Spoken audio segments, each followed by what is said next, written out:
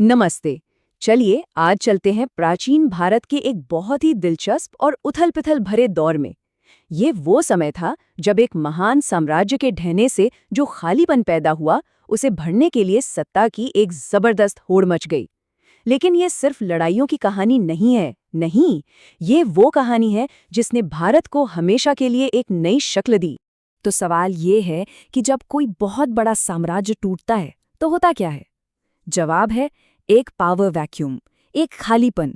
और इतिहास हमें बताता है कि इस खालीपन को भरने के लिए हमेशा एक दौड़ शुरू होती है। नए नए दावेदार उठ खड़े होते हैं उस सिंहासन पर कब्जा करने के लिए।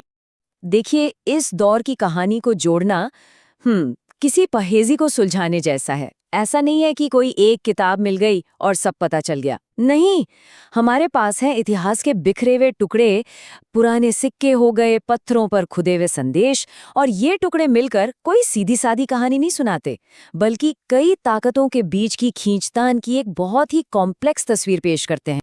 तो हमारी कहानी की शुरुआत होती है मौर्य साम्राज्य के पतन से। जरा सोचिए, एक ऐसा साम्राज्य जिसे चंद्रगुप्त और अशोक जैसे महान शासकों ने बनाया था, जब वो रेत के महल की तरह ढह गया तो क्या हुआ होगा? पूरे के पूरे उपमहाद्वीप में सत्ता का एक बहुत बड़ा वैक्यूम, एक शून्य पैदा हो गया। मतलब पूरा का पूरा भारतीय उपमहाद्वीप अब किसी के कंट्रोल में नहीं था। ये इतिहास के उन गिने चुने मौकों में से एक था जब सब कुछ दांव पर लगा था। और इसी मौके का फायदा उठाने के लिए एक लंबे उथल-पुथल भरे दौर की शुरुआत हुई। तो सवाल ये है कि इस खाली सिंहासन पर सबसे पहले नजर किसकी पड़ी? जाहिर है उन्हीं की, जो मौर्यों के बाद आए, उनके उत्तराधिकारी। दो बड़े भारतीय राजवंश थे जो मौर्यों की विरासत पर अपना दावा करने के लिए सामने आए। इनमें सबसे पहले थे शुंग। इन्होंने सीधा मौर्य साम्राज्य के दिल पर, यानी उत्तर भारत पर कब्जा किया। इनके फाउंडर थे पुष्यमित्र शुंग, जो खुद एक ब्राह्मण सेनापति थे। उन्होंने क्या किया? आखिरी मौर्य सम्राट को रास्ते से हटाया और सत्ता अपने हाथ में ले ली। और फिर उन्होंने पुरानी वैदिक परंपराओं को फिर से जिंदा किया, हो सकता है अपनी नई नई सत्ता को एक तरह की लेजिटिमेसी देने के लिए। जैसे कि अश्वमेध यज्ञ करवाना, जो उस जमाने में किसी भी राजा की ताकत का सबसे बड़ा सिंबल माना जाता था। लेकिन कहानी में एक दिलचस्प मोड़ भी है।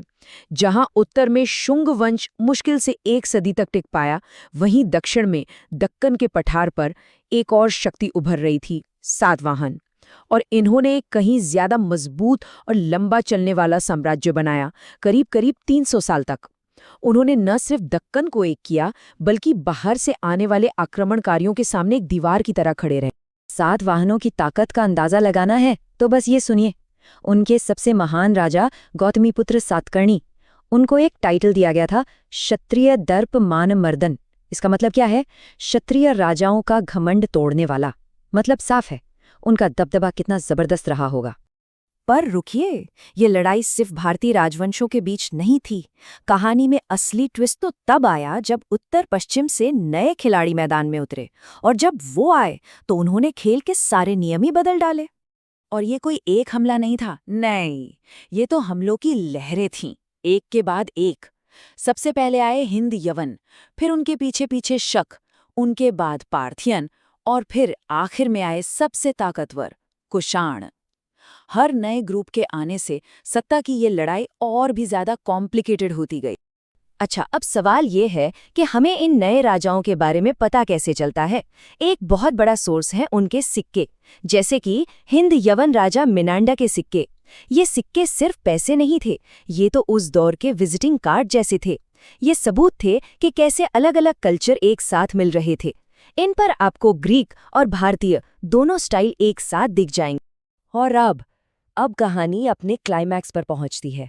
मैदान में उतरते हैं सबसे शक्तिशाली खिलाड़ी, कुषाण। और एक बात साफ कर दूं, वो सिर्फ लूटपाट करने वाले हमलावर नहीं थे। नहीं, वो यहाँ एक नया बहुत बड़ा साम्राज्य बनाने के इरादे से आए थे। कुषाणों का उदय भी स्टेप बाय स्टेप हुआ। पहले कुजुल कड़फिसेस ने अपनी बिखरी हुई जनजातियों को एकजुट किया। फिर विम कड़फिसेस ने साम्राज्य को फैलाया और एक बहुत बड़ा काम किया। भारत में पहली बार सोने के सिक्के चलाए, जिससे इकोनॉमी को जबरदस्त बूस्ट मिला। और फिर आए कनिष्क महान, वो शासक जो कुषाण साम्राज्य को उसके शिखर पर, उसकी बुलंदियों तक ले गए। 78 ईस्वी, ये तारीख इतिहास में बहुत मायने रखती है।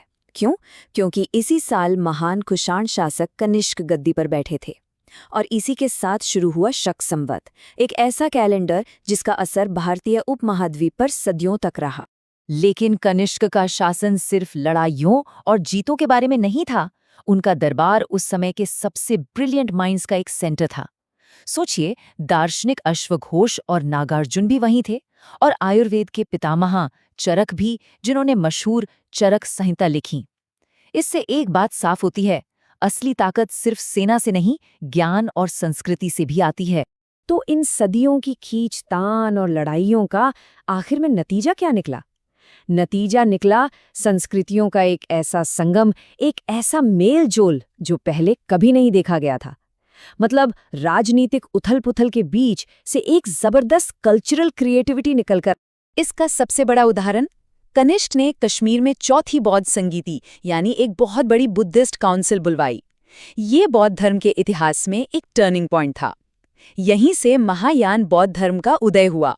और मजे की बात यह है कि ये महायान बौद्ध धर्म कुषाणों के कंट्रोल वाले सिल्क रूट के जरिए पूरे एशिया में फैल गया। और इस कल्चरल फ्यूजन का, इस संगम का सबसे जीता जागता सबूत देखना है तो वो है गांधार कला। ये एक बिल्कुल ही अनोखा आर्ट स्टाइल था। इसमें बुद्ध की मूर्तियां तो थीं, लेकिन उनका स्टाइल ग्रीक देवताओं जैसा था। उनके कपड़े, उनके चेहरे का अंदाज, ये सिर्फ कला नहीं थी, ये पूरब और पश्चिम का एक शानदार मिलन था। इंडियन स्पिरिचुअलिटी और ग्रीक रियलिज्म का एक अद्भुत संगम। सच कहूं तो ये गांधार कला इस पूरे दौर का एक परफेक्ट मेटाफर है, एक सटीक रूपक। जैसे इस आर्ट में भारतीय और यूनानी स्टाइल एक हो गए, ठीक उसी तरह इस जमाने में अलग अलग लोग और उनकी संस्कृतियां आपस में मिलीं, घुली मिलीं और मिलकर कुछ ऐसा बनाया जो नया भी था और टिकाऊ भी। तो आखिर में एक सवाल के साथ इसे छोड़ते हैं।